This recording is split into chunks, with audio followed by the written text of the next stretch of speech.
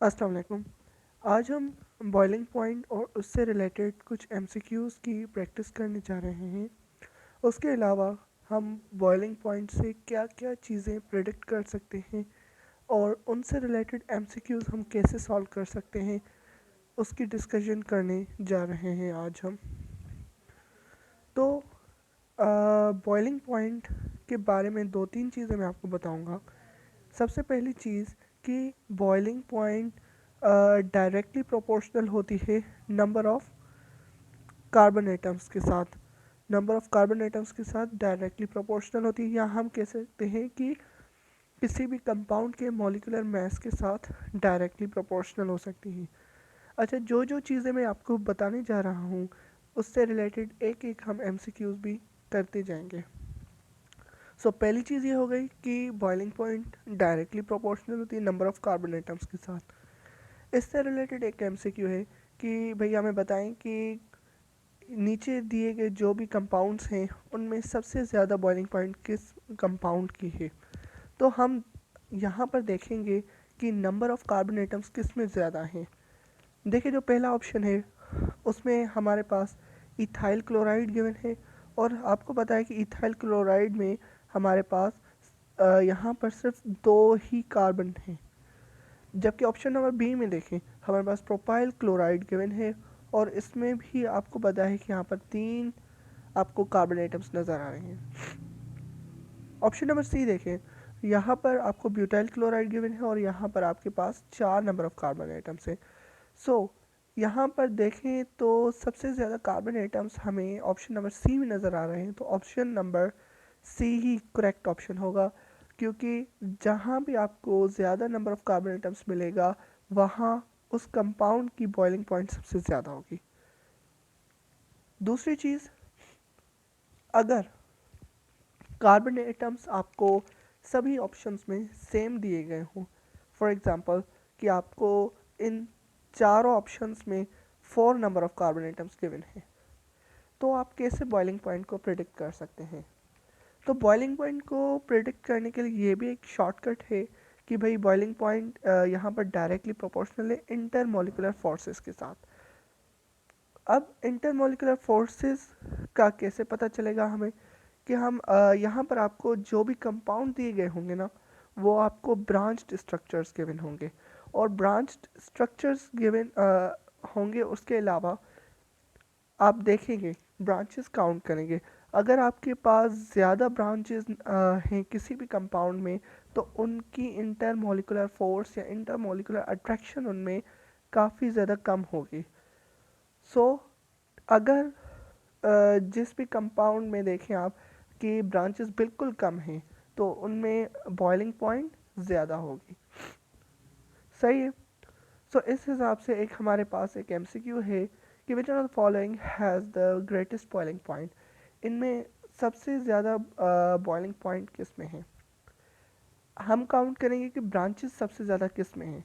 जिसमें सबसे ज़्यादा ब्रांचेस होंगी उनमें सबसे कम बॉइलिंग पॉइंट होगी, क्योंकि बॉइलिंग पॉइंट का इन्वर्स रिलेशन है इंटरमोलिकुलर अट्रैक्शन के साथ। यहाँ पर इस सिचुएशन में मतलब जो ब्रांचेस हैं उनके साथ। ऑप्शन नंबर सी से स्टार्ट करते हैं। ऑप्शन नंबर सी में आपको नज़र आ रहा है कि 2 ब्रांचेस हैं, जबकि ऑप्शन नंबर बी में सिर्फ और सिर्फ एक ब्रांच है, जबकि ऑप्शन नंबर ए में एक भी ब्रांच नहीं है।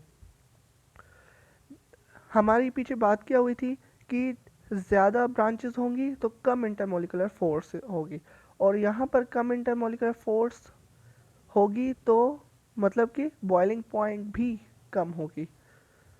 सो यहाँ पर ऑप्शन नंबर ए करेक्ट है। क्यों? क्योंकि हमारे पास देखिए यहाँ पर एक भी ब्रांच नहीं है।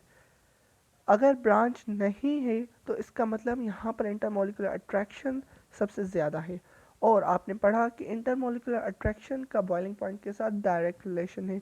डायरेक्ट रिलेशन से भी यहाँ पर मुराद कि इसकी बॉइलिंग पॉइंट सबसे ज़्यादा होनी चाहिए।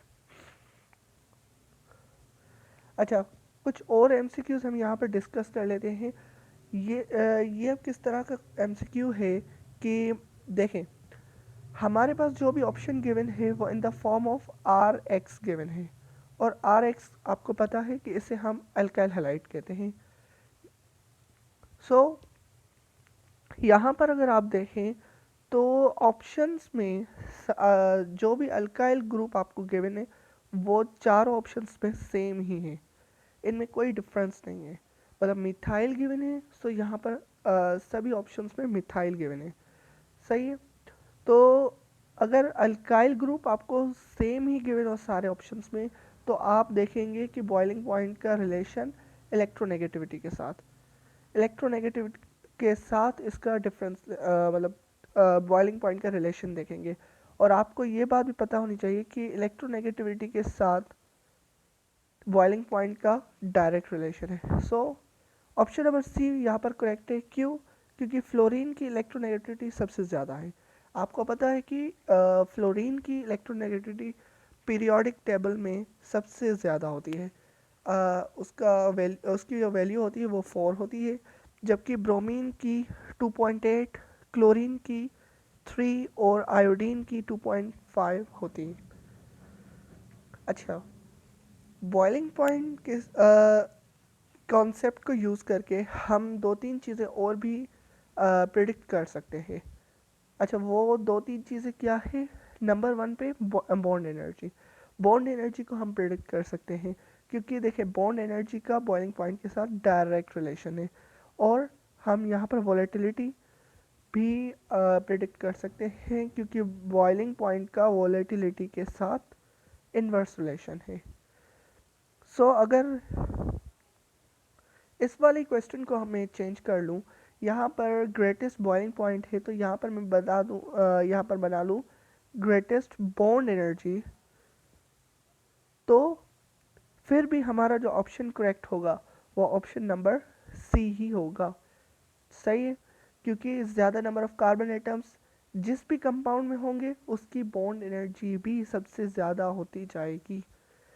अच्छा, यहाँ पर अगर अगर मैं कहूँ कि which one of the following has the greatest volatility, चूँकि वॉलेटिलिटी का बॉइलिंग पॉइंट के साथ इन्वर्स रिलेशन है, तो हमारा ऑप्शन नंबर ए करेक्ट होगा। जिसमें सबसे ज़्यादा कम कार्बन एटम्स होंगे उसकी वॉलेटिलिटी सबसे ज़्यादा होगी। अगर मैं क्वेश्चन को फिर दोबारा चेंज कर लूँ, यहाँ पर अगर आपसे पूछूँ कि which one of the following has lowest boiling point, नीचे दिए गए कंपाउंड्स में से सबसे ज़्यादा कम बॉइलिंग पॉइंट किसकी है, तो फिर हमारा जो आंसर करेक्ट होगा वो ऑप्शन नंबर सी होगा। सो आई होप कि आपको ये सब चीज़ें समझ आ गई होंगी।